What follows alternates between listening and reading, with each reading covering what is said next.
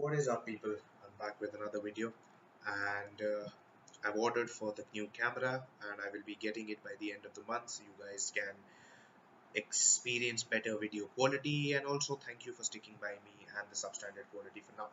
So, the video will be focusing on a very personalized opinion. A lot of questions I've been getting on how I actually made my gains or how I got bigger. So, what worked for me? Now, there are three major basic points which I would like to shed light on, which worked for me. One is that as soon as I moved into the lower rep range and the heavier weight, obviously with good form, it worked a lot better for me. And by lower rep range, I mean 3 to 5. I've already made a video on that. If you want, I can link it down below.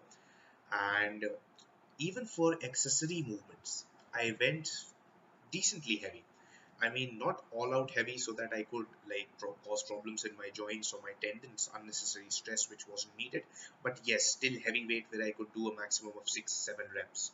So, be it legs, arms, or any body part, I went very heavy uh, with the best form I could do. I mean, proper form with the heaviest weight, and I could stick. I would like stick to the 5 rep range, around 5 to 6 at max, and at times even doubles and triples.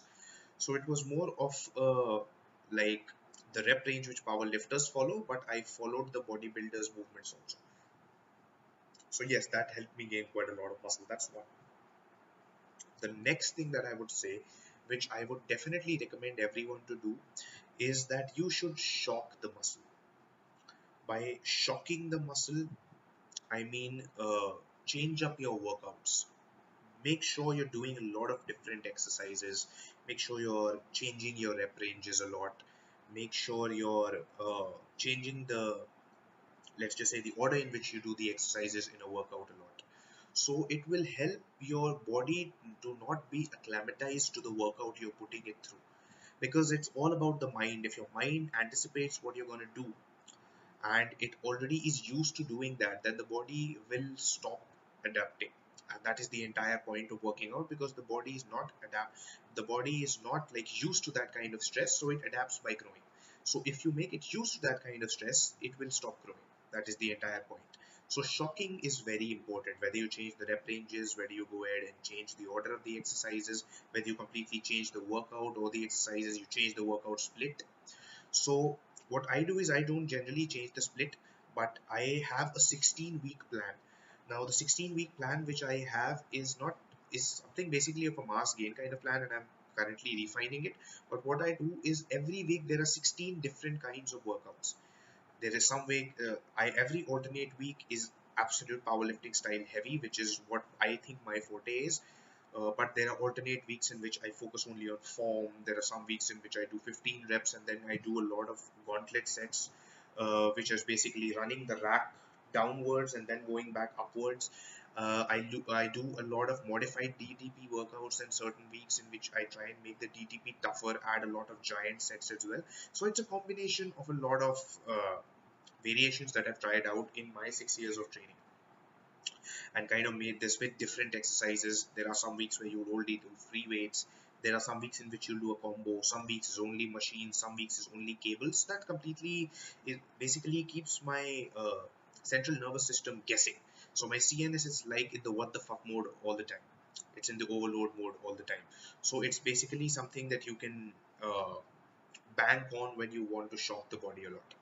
So that is the second thing that I have done to make sure that I overcome my plateaus. Also, we need to understand that there are certain crux exercises that you have to do in order to make your workout fruitful. I mean, I always squat, or I always try to do a mass building exercise.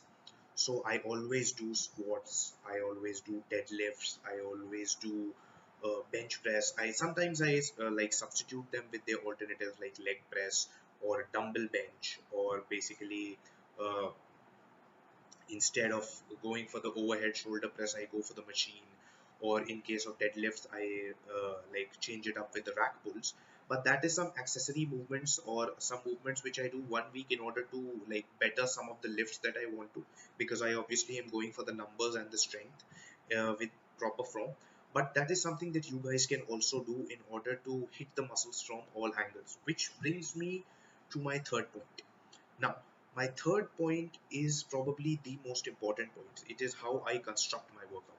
Now, I make sure, it is my policy, and it is the policy of many of the top fitness trainers who say that make sure you hit your muscles from every angle. Now, many of for that you need to understand the anatomy of the muscle. A simple Google picture will do that. I mean, the general not anatomy will be understood by it. So what you need to do is, like, the bicep means two heads. So the inner head and the outer head needs to be trained. Also, you have a brachialis muscle right under the bicep, which is trained when you do hammer curls. So I make sure I do an exercise which will hit the inner head as well as the outer head, which is a mass builder obviously. So, and there will be exercises which will hit the inner and outer head individually. Okay, there is a demo arms workout. If you want, I can link it down below as well. Also, uh, what I'm talking about here is that every muscle is divided into sub muscles. Like your back has your lats, your rhomboids, your lower back, your biceps, or your arms have your biceps, your triceps, your forearms. The further biceps will have brachialis as well. Your triceps will have different heads. So make sure you're working all the muscles from every angle. If every angle is not satisfied, then the muscles tend to have a disproportionate look. There are some people who have shoulders bent forward like this. There are some people who have shoulders with rear delts dominating, so their shoulders are slacked like this.